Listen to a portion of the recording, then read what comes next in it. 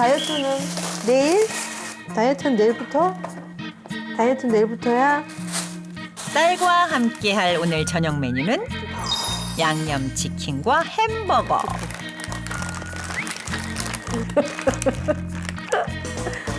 그런데 음식을 보자마자 웃기부터 하는 순희 씨입니다. 첫 끼예요. 너무 아프니까 먹는 시간을 잊어버리는 것 같아요. 그러니까 집에 오면 배고프니까 이렇게 한 끼를 세 끼같이 먹는 거예요.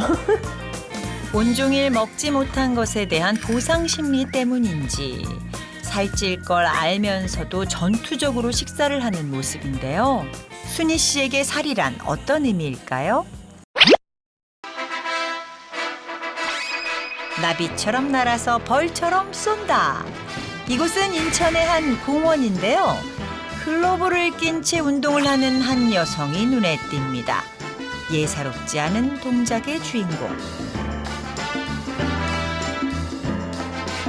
그녀의 정체는 누구일까요? 어머니 지금 여기서 뭐 하고 계시는 거예요? 운동하고 있어요. 무슨 운동이에요? 제가 킥복싱 좀 배웠거든요. 킥복싱 좀 해서 대회도 좀 나가고 좀 아이들하고 좀 놀면서 가르치기도 했어요. 제가 장코치거든요. 일명 장코치로 불린다는 그녀. 킥복싱과 인연을 맺은 지도 벌써 10년이 다 되어 간다는데요. 여기엔 남다른 사연이 있다고 합니다. 어린 시절부터 통통한 체형이었다는 순희 씨. 출산 이후 100kg 가까이 체중이 불었지만 그 어떤 다이어트에도 살은 꿈쩍도 하지 않았다는데요. 외국 사람들 같이 있잖아요.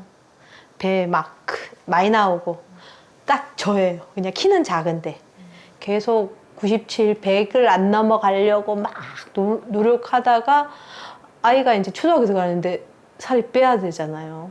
정말 미친 척하고 이제 일을 다 줄이고 일이 되게 많았거든. 그때도 일을 줄이고 이제 운동을 한다 하고 PT를 맡긴 거예요. 당시 순희 씨가 시작한 운동이 바로 킥복싱이었던 건데요. 운명처럼 킥복싱을 만난 후 40kg 감량에 성공한 그녀. 비만을 극복하고 파이터가 된 그녀의 사연은 화제가 되기도 했죠. 다이어트에 성공하며 킥복싱 코치로 직업까지 전향했던 순희 씨. 하지만 킥복싱을 그만둔 지 약 2년 만에 20kg 이상의 체중이 늘었다고 합니다.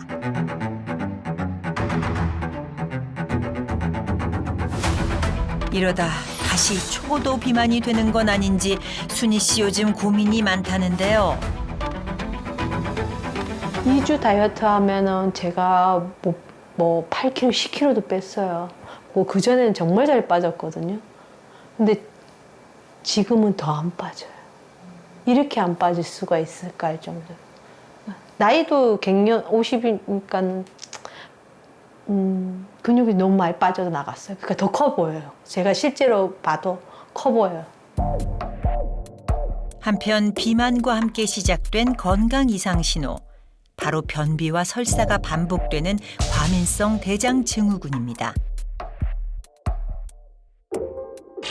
이뿐만이 아닙니다. 피가 나도록 긁어도 해소되지 않는 가려움증 또한 그녀를 괴롭히고 있었는데요. 그녀를 가둔 요요의 굴레는 언제쯤 끝이 날까요? 한 차례 운동이 끝나고 어딘가로 향하는 순희 씨.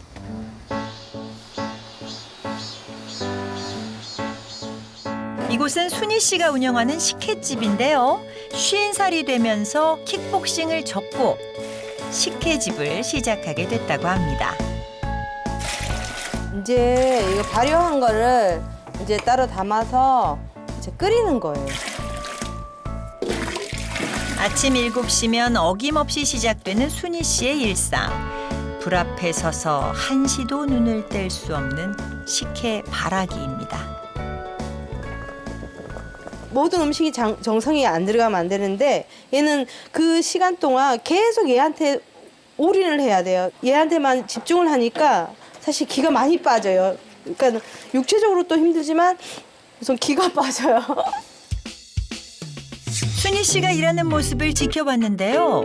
몇 시간 동안 한번 앉아보지도 못한 채 바쁘게 움직이고 있었습니다. 종일 서서 일을 하다 보니 하지 정맥류까지 생겼다는 그녀. 순희 씨가 살을 빼야 하는 이유는 단순히 몸매만을 위한 것은 아닙니다. 활동성 B형 간염과 함께 지방간도 있기 때문인데요.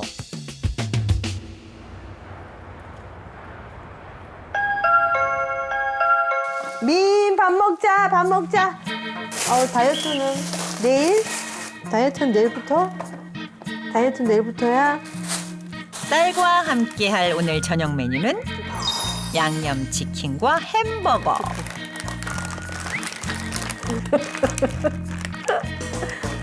그런데 음식을 보자마자 웃기부터 하는 순희 씨입니다. 첫 끼예요. 너무 아프니까 먹는 시간을 잊어버리는 것 같아요.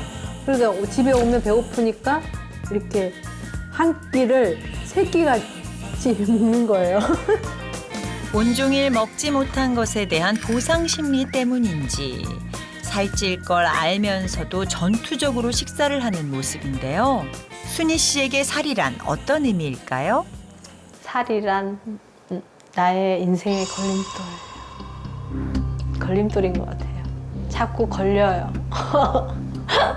좀만 가도 걸려요. 찌면 1kg 찔 때마다 걸려요. 평생 걸림돌인 것 같아요. 갱년기 이후 더욱 힘들어지는 다이어트, 그 원인을 알아봤습니다.